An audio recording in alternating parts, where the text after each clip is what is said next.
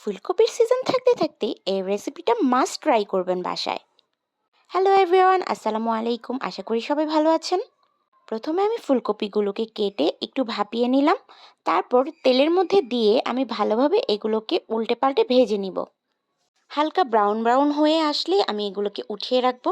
তারপর সেম হাঁড়িতেই আমি আবার তেল দিয়ে এর মধ্যে পেঁয়াজ বাটা, আদা রসুন বাটা দিয়ে ভালোভাবে ভেজে নিব। সব কিছু ভাজা হয়ে গেলে এর মধ্যে আমি দিয়ে দিব বাদাম বাটা, আর সাথে দিলাম অল্প একটু পোস্ত বাটা দিয়ে সব কিছু একসাথে মিশিয়ে আবার একটু ভালোভাবে ভেজে নিলাম। দুটো তেজপাতাও আমি এর মধ্যে দিয়ে দিলাম। সব কিছু ভাজা হয়ে গেলে এর মধ্যে সবগুলো গুঁড়ো মশলা দিয়ে দিব। আর অবশ্যই যেহেতু এটা আমি ফুলকপির রোস্ট তৈরি করছি, তাই রোস্টের মশলাটা মাস্ট দিতে হবে। সাথে আমি জিরার গুঁড়া আর গরম মশলা গুঁড়োটাও দিয়েছি। তারপর অল্প পরিমাণে পানি দিয়ে আমি মশলাটাকে ভালোভাবে কষিয়ে নিব।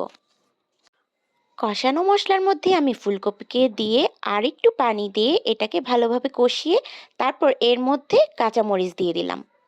আমি কিন্তু এক্সট্রা করে আর কোনো পানি দেইনি। তারপর নামানোর আগে দিয়ে আমি অল্প একটু এখানে চিনি দিয়েছি। আর অল্প একটু চিনি দিলে কিন্তু এটার স্বাদটা দ্বিগুণ বেড়ে যায়। নামানোর আগে ধনিয়া পাতা দিয়ে আমি এটাকে নামিয়ে নিলাম। এই তো আমার ফুলকপির রোস্ট একদম রেডি। অবশ্যই বাসায় এটা ট্রাই করবেন। এটা ভাত, পোলাও কিংবা রুটির সাথে খেতে দুর্দান্ত লাগে। আজকের মতো আল্লাহ হাফেজ।